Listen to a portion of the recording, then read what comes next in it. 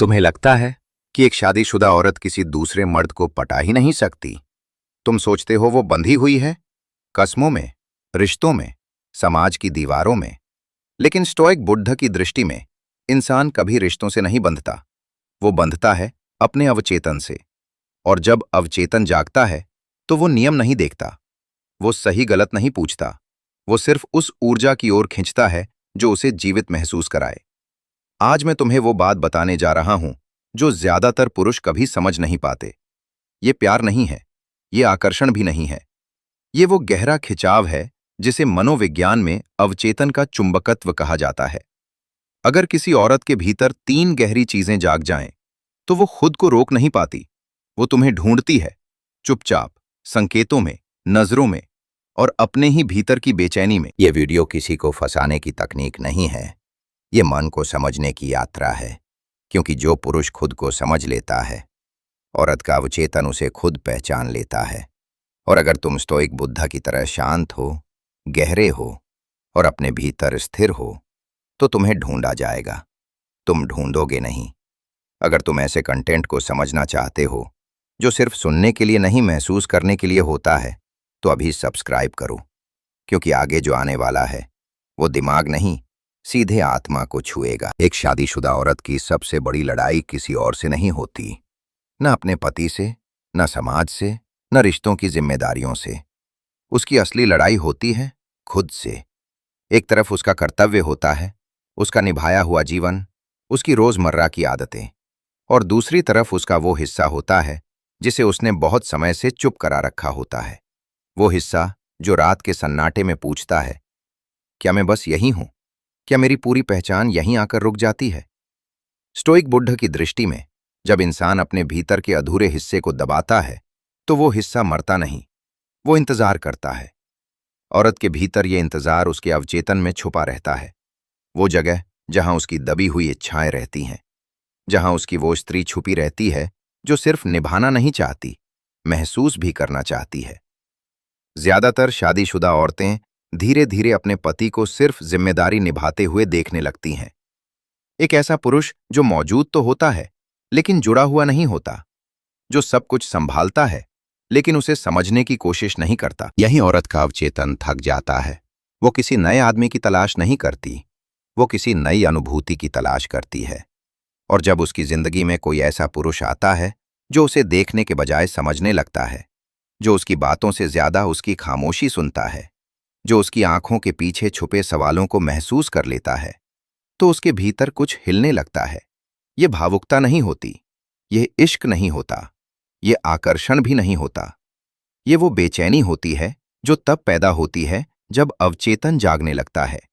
उस पल औरत के भीतर एक एहसास जन्म लेता है, यह आदमी मुझे बदलना नहीं चाहता, ये मुझे इस्तेमाल नहीं कर रहा, ये मुझे छू नहीं रहा, ये मुझे समझ रहा है।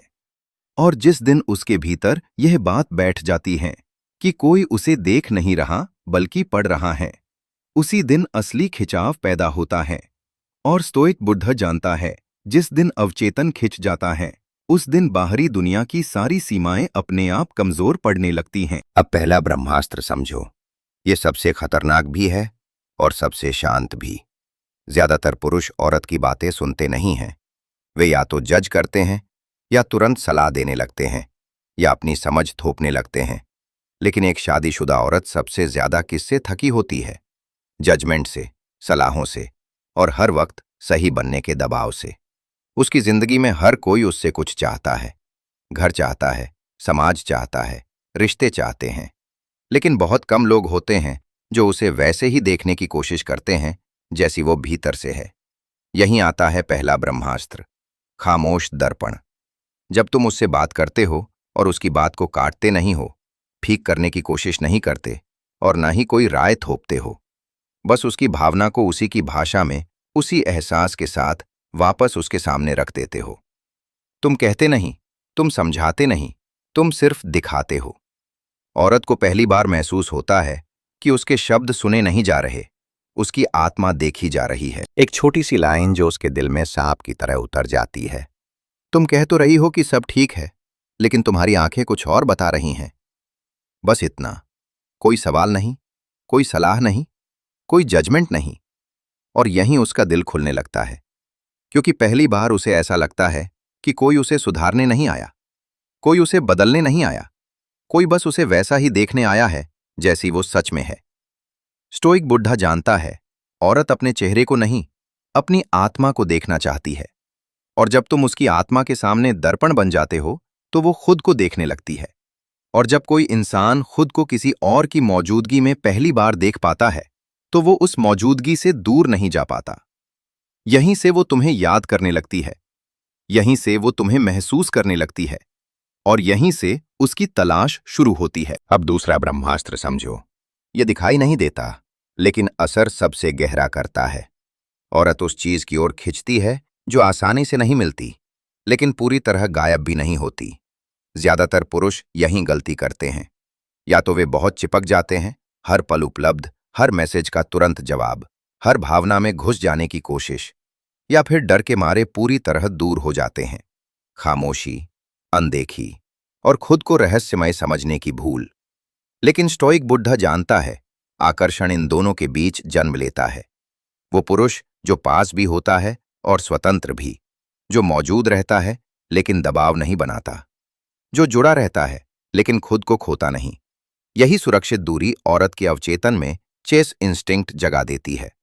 औरत का मन पूछने लगता है, यह आदमी बाकी जैसा क्यों नहीं है, ये भाग क्यों नहीं रहा, लेकिन पूरी तरह मेरा भी क्यों नहीं हो रहा।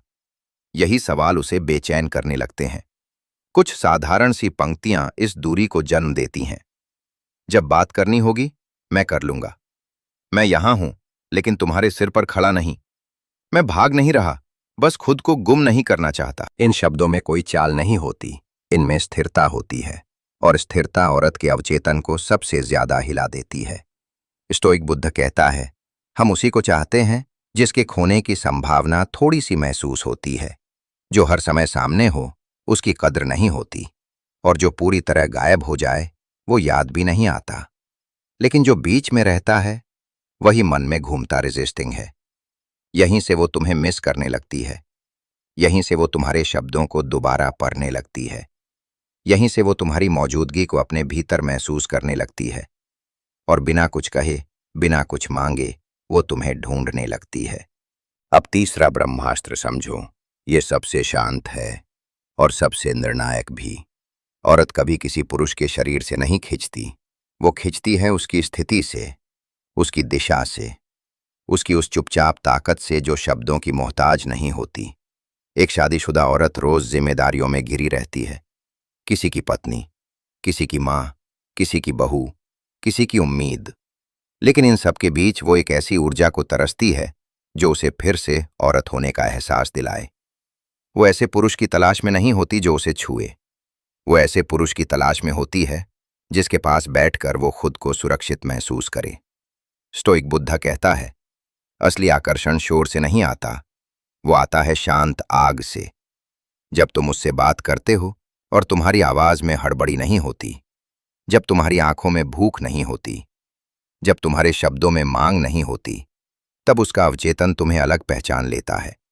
उसे महसूस होता है, इस आदमी में स्थिरता है, और इस स्थिरता के भीतर एक आग भी है। यही है जागृत पुरुषत्व। ऐसा पुरुष जो साबित करने नहीं निकला, जो पाने के लिए टूट नहीं रहा, जो खुद से जुड़ा हुआ है। और जब कोई पुरुष खुद से जुड़ा होता है तो वो अनजाने में औरत के भीतर छुपे स्त्रीत्व को जगा देता है, और जब स्त्रीत्व जागता है तो वो स्वाभाविक रूप से उस पुरुषत्व की ओर खिंचता है जो स्थिर है। ये कोई तकनीक नहीं, ये प्रकृति का नियम है। यही वजह है कि औरत ऐसे पुरुष के पास ज्यादा बोलती नहीं, वो बस रहना चाहती है। और स्टोइक बुद्धा जानता है, जहां औरत रहना चाहने लगे, वह तलाश अपने आप शुरू हो जाती है। अब वो घड़ी आती है जिसे ज्यादातर पुरुष समझ नहीं पाते। ये वो पल है जब एक शादीशुदा औरत खुद तुम्हें ढूंढने लगती है, लेकिन कभी सीधे नहीं। स्टोइक बुद्धा कहता है, औरत कभी अपने शब्दों से नहीं, अपने संकेतों से आगे बढ़ती है। वो अचानक पुराने मैसेज दोबारा पढ़ने लगती है। वो नोटिस करती है तुम कब ऑनलाइन आते हो और कब गायब हो जाते हो। वो छोटी छोटी बातें पूछने लगती है जिनका कोई मतलब नहीं होता, लेकिन उसका मन उनमें अटका रहता है। वो तुम्हारे शब्दों को पकड़ती है, एक एक लाइन, एक एक भाव, तुम्हारी खामोशी उसे बेचैन करने लगती है और वो लिखती है, आज तुम चुप क्यों हो? ये सवाल नहीं होता, ये पुकार होती है। वो हल्की जलन दिखाती है, लेकिन आरोप नहीं लगाती। वो तुम्हारे मूड को पढ़ने लगती है, बिना पूछे समझने की कोशिश करती है। तुम्हें देखकर उसकी मुस्कान थोड़ी बदल जाती है। वो तुम्हारे सामने बिना वजह आने लगती है। वो थोड़ा और सजने लगती है, लेकिन दिखावे के लिए नहीं, महसूस करवाने के लिए। और अचानक वो तुम्हारी चिंता करने लगती है। आज तुम ठीक हो ना? स्टोइक बुद्धा जानता है, औरत एक झटके में नहीं गिरती। वो धीरे धीरे सरकती है, पहले मन से, फिर भाव से, और अंत में खुद से भी आगे निकल जाती है। वो खुद को रोकना चाहती है, लेकिन नहीं रोक पाती, क्योंकि तुमने उसके शरीर को नहीं, उसकी आत्मा को छुआ है। और आत्मा की प्यास सबसे गहरी होती है। यहीं वो समझ जाती है कि अब ये सिर्फ एहसास नहीं रहा, अब ये तलाश बन चुकी है। और स्टोइक बुद्धा कहता है, जिस दिन औरत तलाश में उतर जाए, उस दिन खेल अपने आखिरी मोड़ पर आ जाता है। अब खेल अपने आखिरी मोड़ पर आ चुका है। अब वो तुम्हें ढूंढ रही है। अब वो जुड़ना चाहती है। अब उसका अवचेतन तुम्हारी ओर पूरी तरह खिंच चुका है।